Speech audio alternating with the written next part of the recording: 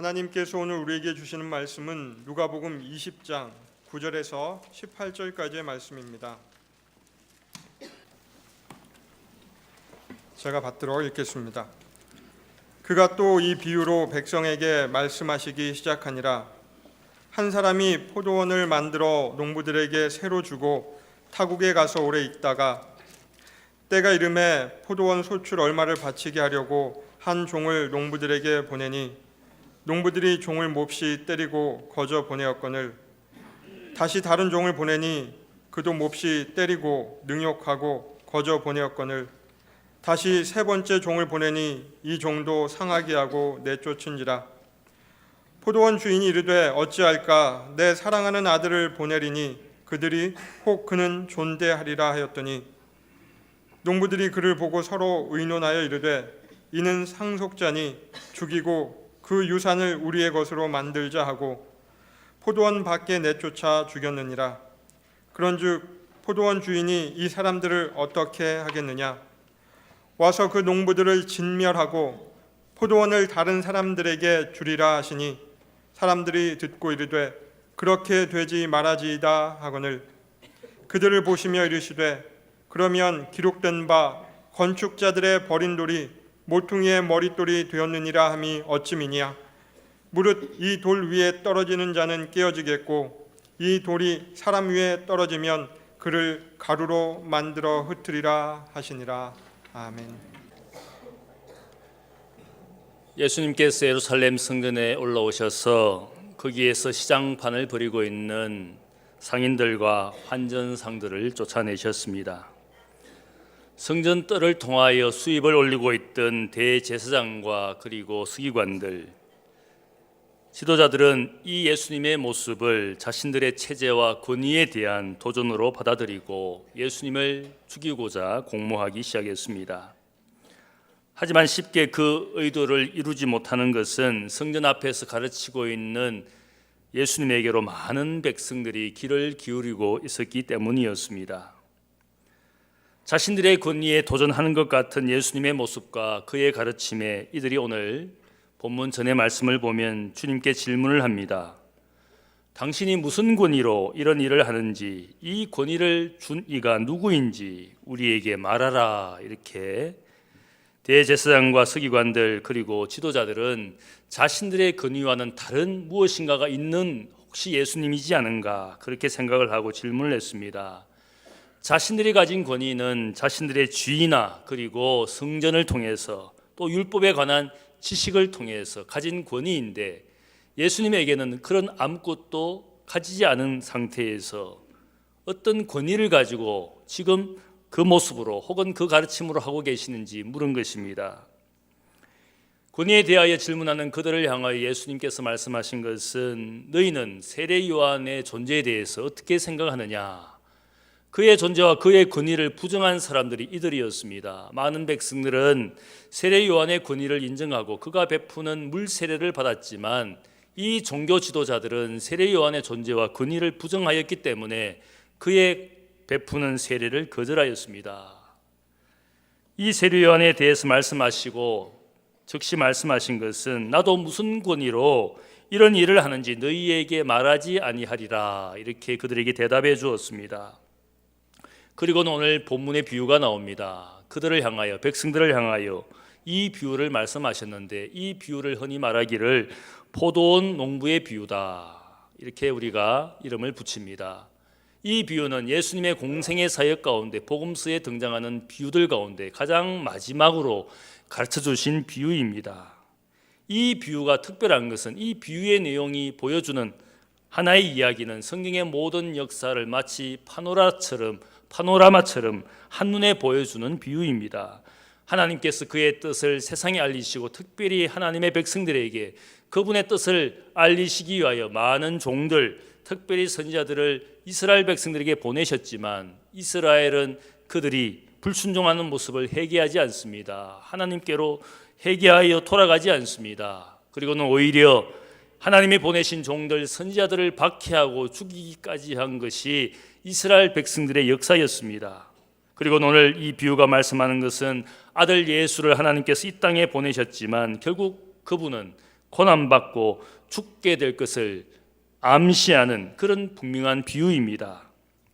이 비유의 내용, 비유의 시작은 예수님께서 권위에 대한 질문을 받으시고 그 질문에 대한 간접적인 대답이라 할 수 있습니다. 예수님의 권위가 어떤 것인지, 예수님이 가지신 그 신적인 권위가 어떤 것인지 우리에게 보여주는 말씀입니다. 그것은 하나님의 성품과 관련해서 우리에게 보여주시는 권위입니다. 하나님의 본질적인 성품에 근거하신 주님의 권위라 할 수 있습니다. 하나님의 성품이 어떤 것인지 여기에 비유에서 나오고 있습니다. 첫 번째는 하나님은 좋은 분이시라는 사실을 알려주고 있습니다. 비유를 보면 한 사람 주인이 자신의 포도원을 만들어서 농부에게로 새로 주고 타국으로 떠나게 됩니다. 원래 이 농부들은 자신들이 소유한 밭이나 혹은 땅이 없는 가난한 사람들이지만 포도원 주인이 은혜를 베풀어서 이들에게 일정한 세를 받기로 약속을 하고 그들에게 포도원을 주어서 경작하여 먹고 살게 합니다. 이 비유가 말하는 주인은 하나님을 상징합니다. 그리고 포도원의 소작농들은 하나님의 백성들입니다. 주인과 농부는 원래 아무런 관계가 없지만 주인은 이 가난한 농부들을 긍휼히 여겨서 자신의 것을 그들에게로 빌려주게 됩니다. 성경은 우리에게 끊임없이 이야기하는 것은 우리 하나님은 좋은 분이라는 사실을 말씀합니다. 야고보서 1장 17절을 보면 모든 좋은 은사와 온전한 선물이 위로부터 빛들의 아버지 창조주 하나님으로부터 온다라고 그가 노래하였습니다. 모든 좋은 것을, 완벽한 선물을 인생들에게 허락하신 우리 하나님 좋은 분이라고 그가 찬양합니다. 창세기 이야기를 보면 혼돈으로부터 하나님이 질서를 부여합니다. 세상의 질서를 만들어냅니다. 흑암과 어둠의 세력으로부터 빛들을 만드시고 광명체를 만들어서 날과 절기를 만들어내시는 우리 하나님, 세상을 아름다운 좋은 세상으로 만들어 가시는 그분을 우리가 좋은 하나님이라고 말합니다. 그래서 창조하신 세상을 보시고 하나님이 보시기에 좋았더라. 창세기 기자는 이 좋은 세상, 아름다운 세상을 만드신 하나님도 흡족하게 좋은 세상을 만들어주시고 그 좋은 세상을 바라보시는 하나님이 좋아하셨다, 이렇게 표현하고 있습니다. 또한 이 모든 세상을 만드신 다음에 그 피조물의 세계를, 인간을 창조하시고 그들에게 맡기셨습니다. 책임을 지고 다스리는 그 영광을 인간에게 주셨습니다. 인간에게 좋은 세상, 아름다운 세상을 주신 분이기 때문에 그분을 우리가 좋은 하나님, 선하고 위대하신 하나님이라고 많은 시편의 기자들이 노래하고 있습니다. 좋으신 하나님이라고. God is so good. 이 모든 세상, 아름다운 좋은 세상을 우리에게, 인생들에게 주셨으니까 얼마나 좋은 분인가, 그렇게 노래하고 있습니다. 또한 남자 아담이 홀로 사는 것을 좋지 않게 여기신 하나님께서 그를 위하여 여자 하와를 만들어 주십니다. 여자 하와를 창조하신 숨겨진 이야기가 있습니다. 외로운 아담에게 하나님이 말씀합니다. 너에게 불평도 하지 않고 바가지도 걸지 않고 언제만 바라만 보아도 아름답고 거기에다가 요리도 잘하는, 너가 시키면 시키는 대로 다 하는 그런 존재를 내가 만들어 줄게.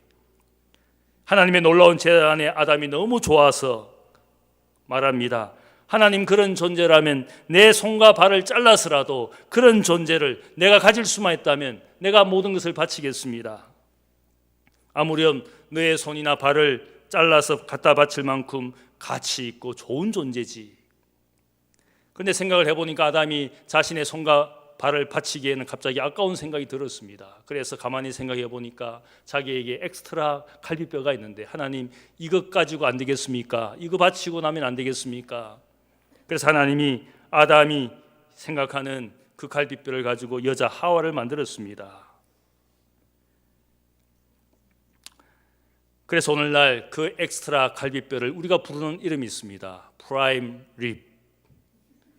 프라임 립 혹시 들어보셨습니까? 양식당에 가면 가장 비싼 소갈비가 있습니다. 굉장히 비싸서 함부로 먹을 수 없는 프라임 립에 얽힌 전설입니다. 여러분이 남자들이 여자를 보면 내 엑스트라 갈비뼈가 아니라 이제는 가장 소중한 존재, 뼈 중에 뼈, 살 중에 살, 프라임 립이라는 뜻입니다. 우리가 하나님이 인생들을 위하여 좋은 것을 주시고 남자 홀로 독처하는 것이 좋지 않으니까 여자를 만들어 주시고 함께 살게 하시는 이 하나님을 우리가 좋으신 하나님이라고 부를 수밖에 없습니다. 왜 좋은 하나님입니까? 내 인생에 주신 것들을 잘 헤아려 보면 우리가 그분을 좋으신 하나님이라고 우리가 고백하는 겁니다.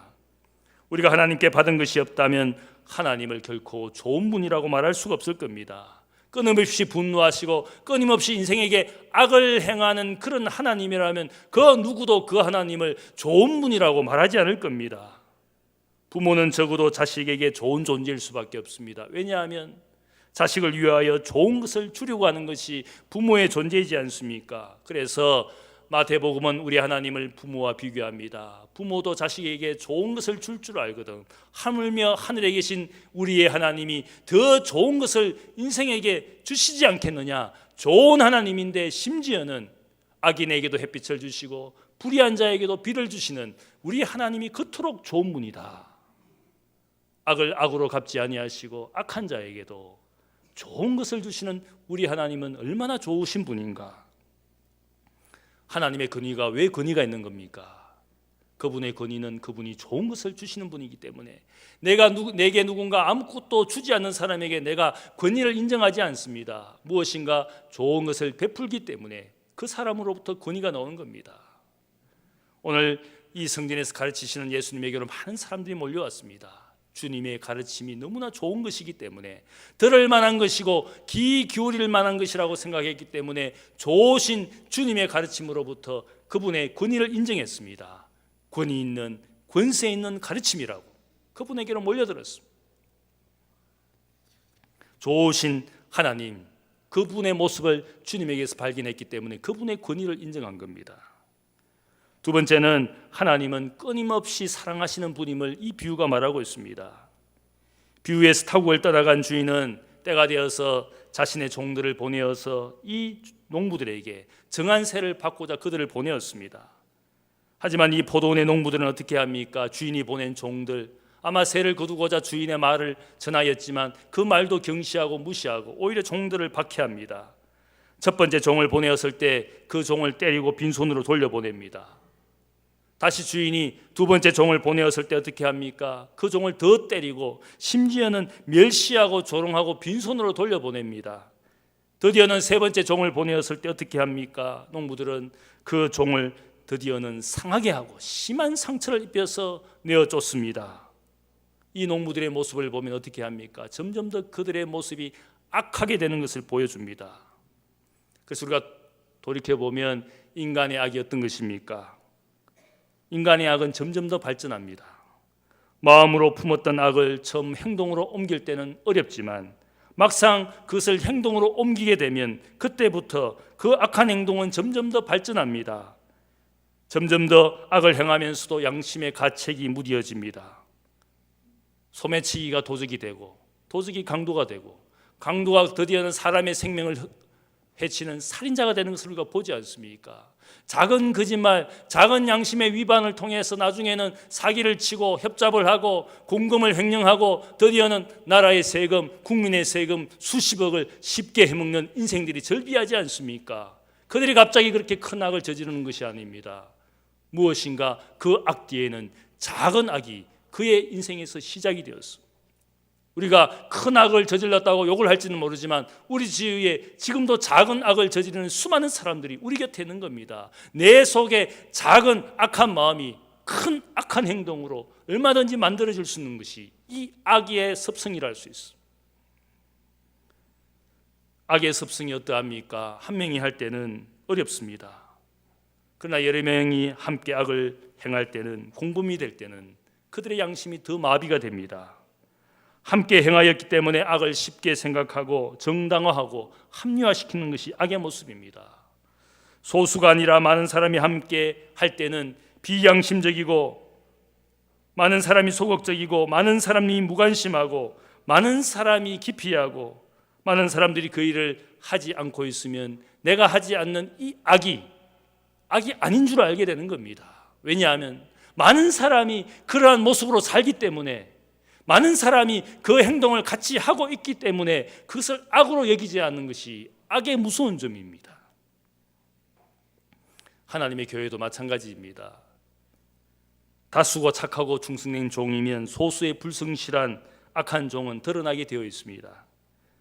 하지만 다수가 게으르고 악한 종이고 하나님의 뜻을 순종하지 않고 불순종하는 삶을 많은 사람들이 그렇게 살게 되면 자신의 하는 일이 악인 줄 모르게 됩니다. 자신의 존재가 하나님 앞에 얼마나 악한 종인지를 모르게 됩니다. 숨겨질 수 있다고 생각합니다. 이것이 악의 무서운 점입니다. 다수가 악을 행하면 그 악이 악인 줄 모르게 되는, 오늘 교회도 그렇지 않습니까? 지극히 소수의 사람만 헌신적이고 희생적입니다. 많은 다수가 소극적이고 불성실하고 불순종합니다. 그것의 문제가 무엇입니까? 그 다수에 있는 나는 악한 사람이 아니라고 생각하고 내가 하고 있는 이 일들이 당연하고 괜찮은 것이라고 생각하는 것이 이 악의 무서운 점이라 할 수 있습니다. 이 비유에서 보이는 악한 농부들과 대조되는 것이 있습니다. 그것은 주인의 성품과 모습입니다. 보통 주인이라면 자신의 세를 받기 위해서 보낸 종이 거절당하고 매를 맞고 큰 상처를 입고 빈손으로 돌아왔다면 아마 보통 주인이라면 가만히 있지 않을 겁니다. 즉시 사람들 보내어 그 악한 농부들을 심판할 겁니다. 만일 우리 아이들이 학교에서 혹은 동네에서 누군가에게 맞고 돌아왔다면 가만히 있을 부모가 없을 겁니다. 분노하고 무슨 일을 가지고 대처하게 될 겁니다.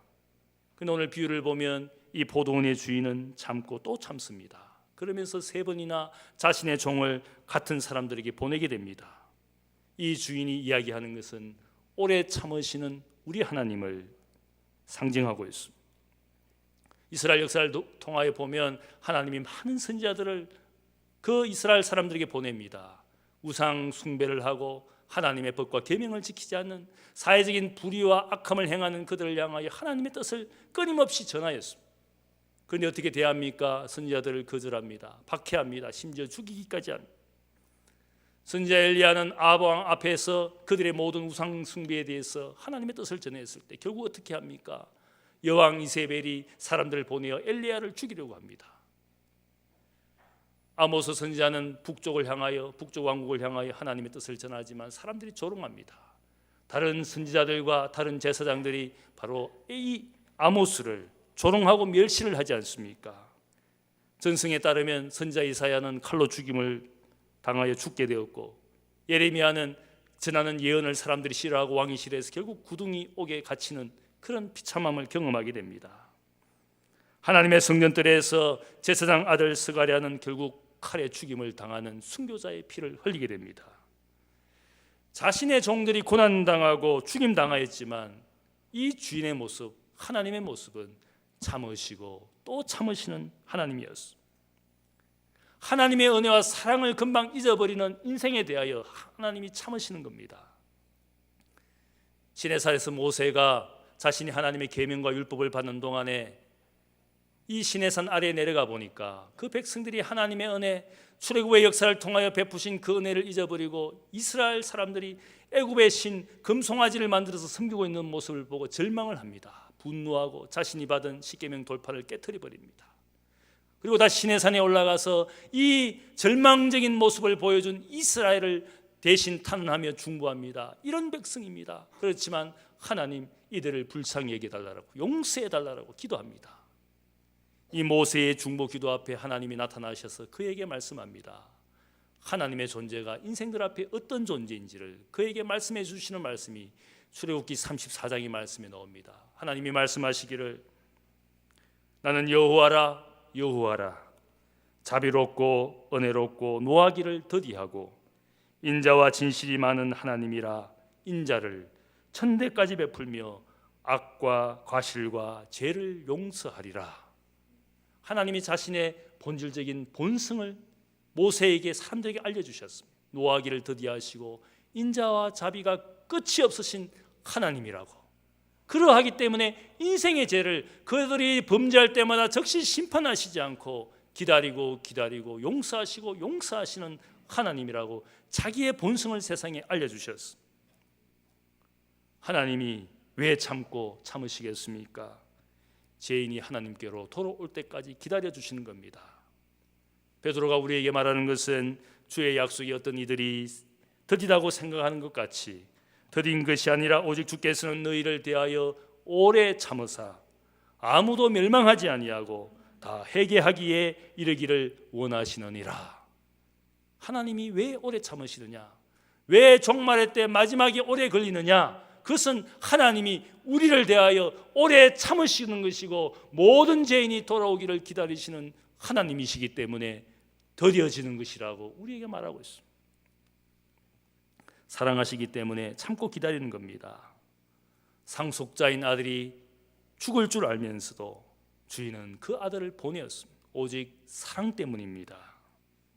하나님은 지금도 우리를 사랑으로 계속 설득하고 있는 시간입니다. 거기에 권위가 있습니다. 하나님의 사랑에 권위가 있다는 것입니다. 요즘 우리 사회에 어려운 일들이 뭡니까? 지도력에 관해서 우리가 다시 한번 생각하는데 소통하지 않고 불통이 먹통이 되고 그러다 보니까 어려움을 만나지 않습니까? 대통령의 권위가 땅에 떨어진 이유가 뭡니까? 결국은 많은 사람들이 이야기할 때 소통하지 않는다, 소통하지 않는다.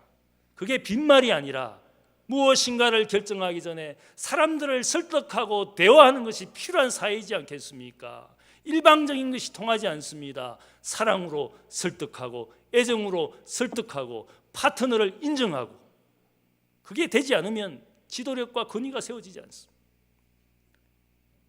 하나님이 우리를 사랑하시기 때문에 보내시고 기다리시고 말씀하시고 또 말씀하시고 하나님의 사랑에 권위가 있는 것. 한때 미국의 시사 잡지 타임즈지가 구독자가 많이 줄어서 구독자를 더 확보하기 위해서 IBM 회사에 부탁을 해서 컴퓨터 프로그램을 만들어서 미국 전역의 불특정 사람들에게 구독 광고 편지를 보내도록 그렇게 프로그램을 짜라 그랬습니다. 그런데 프로그램을 짰지만은 컴퓨터 프로그램에 문제가 있어서 구독 광고 편지가 와이오밍주에 살고 있는 어떤 가난한 농부에게 하루에도 수백 통씩 전달되면서 몇 달 사이에 그에게 12,634통이 전달되었습니다. 지겨운 구독 광고 편지에 이 농부가 항의도 해보고 불평도 해보고 해봤지만 어쩔 수 없이 계속적으로 수백 통씩 하루에도 자신에게 이 타임즈지를 구독해달라는 그 광고 편지에 이 사람이 질려버렸습니다. 드디어 항복했습니다. 그리고는 타임즈지를 구독하기로 편지를 보냈습니다. 그때부터 더 이상 편지가 오지 않았어. 가난한 농부에게 무슨 타임즈지가 필요하겠습니까? 돈도 없고 타임즈지를 읽을 필요도 없는 사람이지만 12,000동 이상의 구독해달라는 그 편지에 스스로 굴복했습니다. 성경은 하나님이 우리에게 끊임없이 전하시는 사랑의 편지입니다. 창세기부터 요한계시록까지 그 모든 말씀의 핵심은 오늘 우리 인생을 사랑하신다, 너를 사랑한다라는 사랑의 편지가 바로 성경입니다. 목사가 열심히 설교하면 무슨 다른 내용으로 늘 설교하는 것이 아닙니다. 목사의 모든 설교는 하나님의 사랑에 관한 정언입니다. 목격자입니다. 바로 이 사랑에 대한 해석입니다. 목사가 다른 말을 하는 것이 아닙니다. 수많은 많은 복음서의 저자들이 이야기하는 것은 주님의 사랑에 관한 목격입니다. 목격담입니다. 눈에 보이는 모든 교회와 그리스도인들은 하나님의 사랑의 결과물이지 않겠습니까? 교회가 왜 존재하고 우리 그리스도인들이 왜 여기에 존재하는지 하나님의 사랑의 결과와 열매로 오늘 우리가 여기에 존재하고 있는 겁니다. 그 이상도 그 이하도 아닙니다. 종교적인 혹은 신학적인 깊은 교리를 늘 다양한 교리를 이야기하는 것이 아니라 오늘 우리가 증거받는 것은 하나님의 사랑에 관해서 우리가 듣고 있는 겁니다. 하나님의 존재가 사랑이고 하나님의 모든 행동이 사랑이고 하나님의 성품이 사랑입니다. 그래서 사도 요한이 증언하는 것이 있습니다.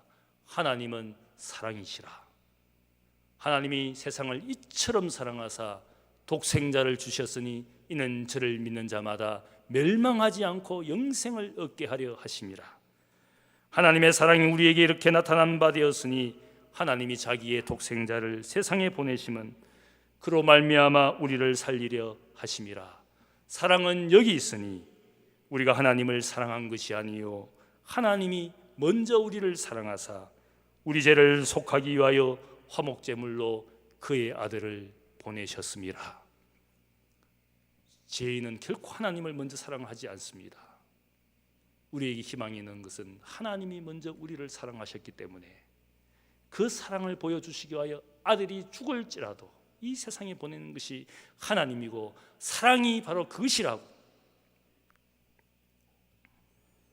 아들이 아버지의 포도원에 왔지만 포도원을 잠시 빌린 악한 농부들은 상속자인 아들의 모든 것을 차지하기 위한 그들의 탐욕으로 이 아들을 포도원 밖에서 죽였습니다. 예수님께서 성 밖에서 죽임당하신 것을 알려주는 예언적인 메시지입니다. 포도원의 농부만이 악한 것이 아니라 우리 모두가 하나님 앞에 악한 것입니다. 왜 그렇습니까? 우리는 여전히 인생의 주인 노릇을 하기 위하여 내가 가진 시간, 내가 가진 재물, 내가 가진 재능, 내가 가진 지위 다 내 것이라 생각합니다.